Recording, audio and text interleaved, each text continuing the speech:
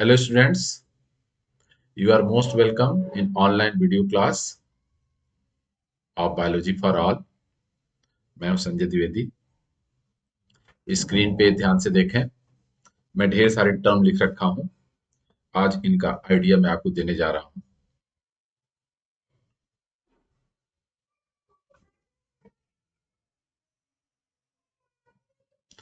इसमें आपको टर्म हम पढ़ के सुना रहे हैं। लिखा है प्रोटोप्लाज्म। इसमें एक टर्म और हम ऐड करना चाहते हैं,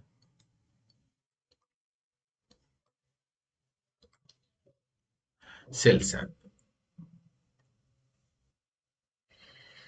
इसमें पहला टर्म है प्रोटोप्लाज्म, फिर साइटोप्लाज्म, फिर न्यूक्लियोप्लाज्म, फिर प्रोटोप्लाज्म, फिर मीजोप्लाज्म, फिर हाइलोप्लाज्म, फिर ड्यूटोप्लाज्म, साइटोसॉल और अंत में सेल सैप।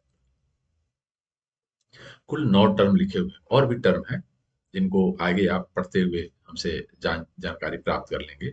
इनमें से हम इन सारे टर्मों को हम आज अभी एक्सप्लेन कर दे रहे हैं, जिससे आप जान जाएं कि ये आपस में कितना समान है और कितना अलग अलग है। हम पहले टर्म को लेते हैं। पहला नंबर पे जो लिखा हुआ है वो है प्रोटोप्लाज्म। ये टर्म जो है बेटा, जिसने पहली बार यूज किया, जिसके द्वारा ये टर्म दिया गया, उसका नाम पुरकिंजे। This term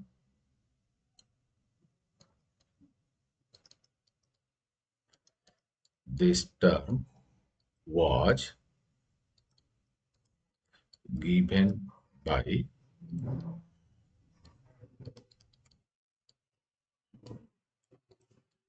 पुरकिंजे।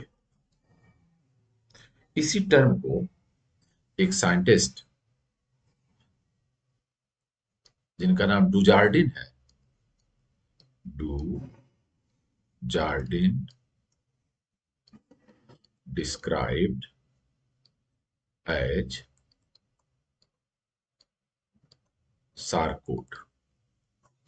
यानी प्रोटोप्लाज्म को डुजार्डिन ने सारकोट कहा, जबकि प्रोटोप्लाज्म टर्म पुरकिंजे के द्वारा दिया गया था। अब आता है मैटर कि वास्तव में प्रोटोप्लाज्म क्या है, वो भी जान लीजिए। The living substance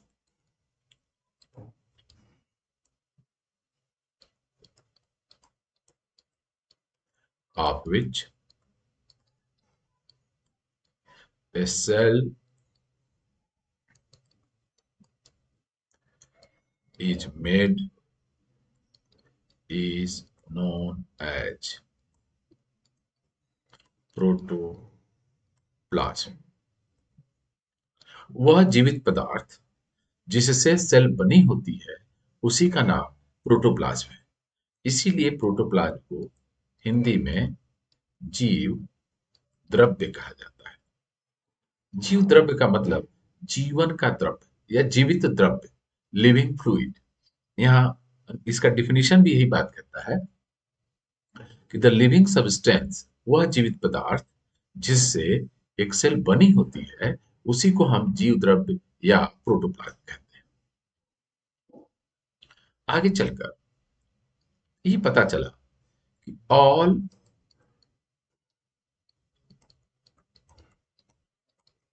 activities of life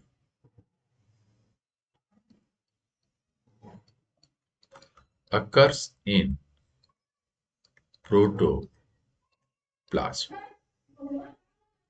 जीवन से संबंधित जितनी भी क्रियाएं हैं, वह जीव द्रव्य में ही चलेगी, क्योंकि जीव द्रव्य वो पदार्थ है जो जीवित है। तो जो जीवित होगा उसी में जीवन से संबंधित क्रियाएं चलेंगी। इसी बात को ध्यान में रखकर हक्सले ने, एक साइंटिस्ट हैं जिनका नाम हक्सले ने, Huxley described it as physical basis of life. Protoplasm को हक्सले ने फिजिकल बेसिस ऑफ लाइफ कहा है। ध्यान से सुनिए, फिजिकल बेसिस ऑफ लाइफ का मतलब जीवन का भौतिक आधार। दूसरे ढंग से बोले, life physically lies in protoplasm. यदि हम जीवन को खोजे शरीर के अंदर कहाँ है, तो हम शरीर के अंदर जब उसको ट्रेस करना शुरू करते हैं, पता करना शुरू करते हैं, तो सेल में है।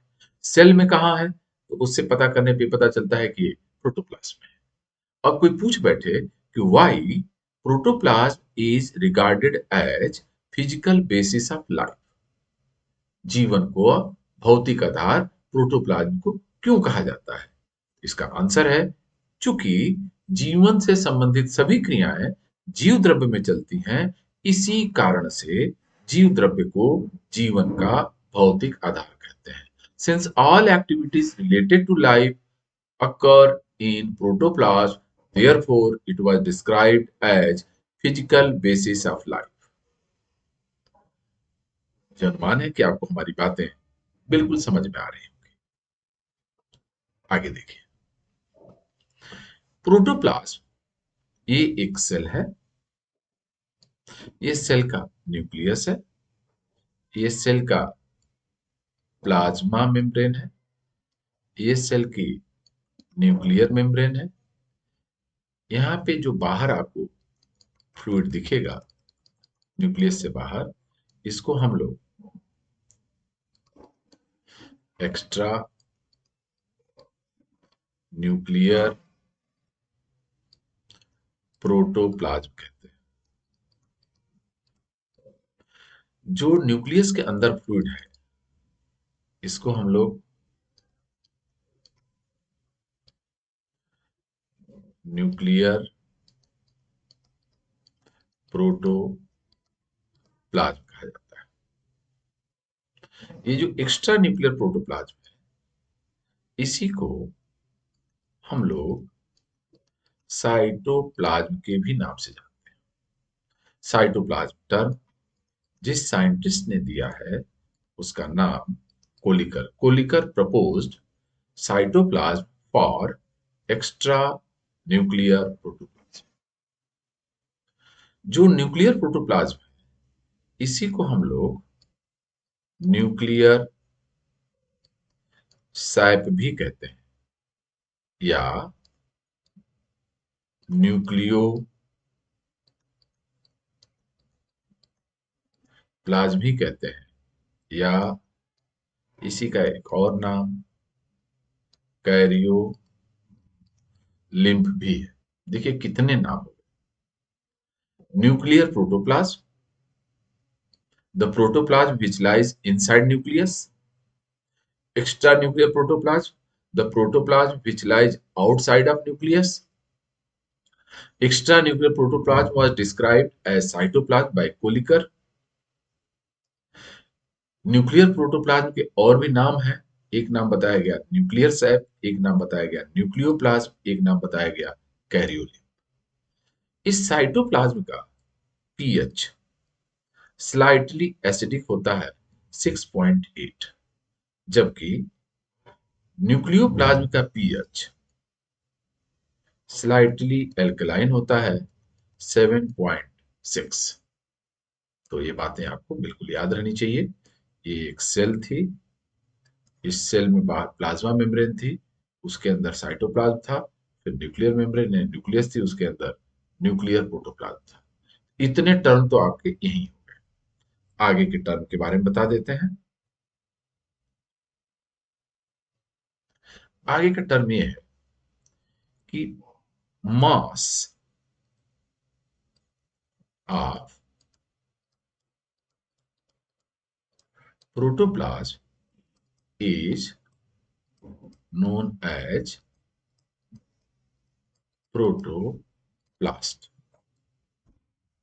प्रोटोप्लाज्म के मास को प्रोटोप्लास्ट कहते हैं, और यह टर्म जिस आदमी ने दिया है उसका नाम है आइंस्टीन। ये आप जान, प्रोटोप्लास्ट टर्म आपको समझ में आना चाहिए।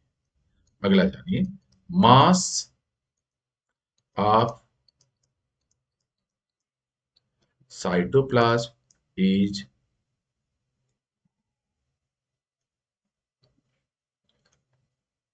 is known as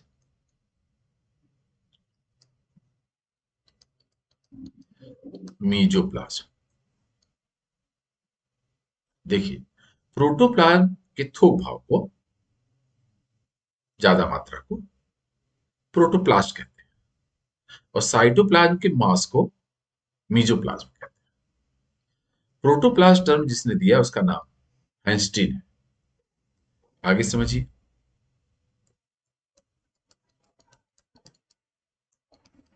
optically active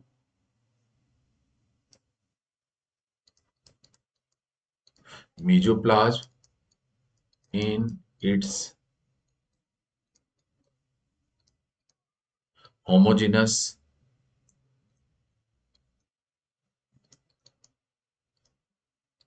and continuous phase is known as hyaloplasm। Hyaloplasm mesoplasm का ऑप्टिकली एक्टिव होमोजेनस और कॉन्टिन्यूअस फेज का नाम है और मीजोप्लाज्म खुद मास ऑफ साइटोप्लाज्म है। मीजोप्लाज्म की हाइलोप्लाज्म की विशेषता क्या होती है? Cell organelles are found in hyaloplasm. Cell organelle कहाँ सेल में पाए जाते हैं? हाइलोप्लाज्म। अभी तक आप क्या समझते थे कि हाइलो साइटोप्लाज्म। तो साइटोप्लाज्म का वह पार्ट जिसमें जिसमें सेल ऑर्गेनेल एम्बेडेड होते हैं उसको हम लोग हाइलोप्लाज्म कहते हैं। अभी इस सामने जो आपका स्क्रीन है उसमें कितने टर्म देख रहे हैं? प्रोटोप्लास्ट, मीजोप्लाज्म, फिर हाइलोप्लाज्म और इसकी विशेषता जाने की सेल ऑर्गेनेल वहीं पाया जाता है। आगे समझिए।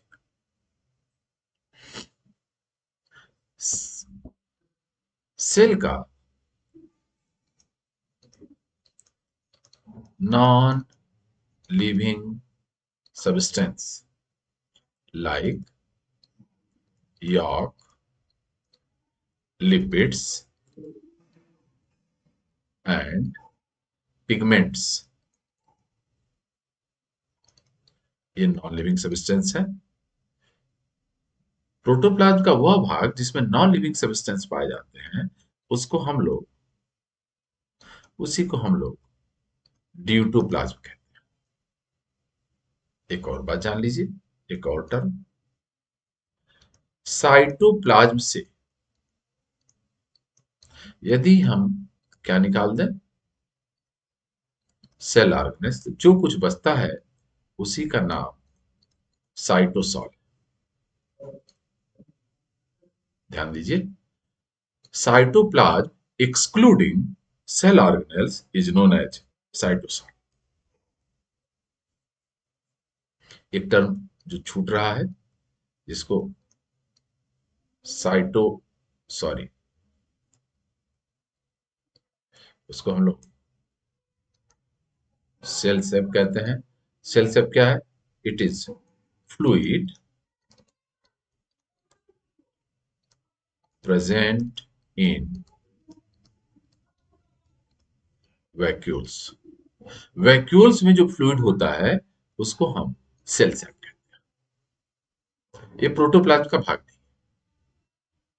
यह सेल सेप जो होता है इट इज नॉन लिविंग। तो मैं आपको आज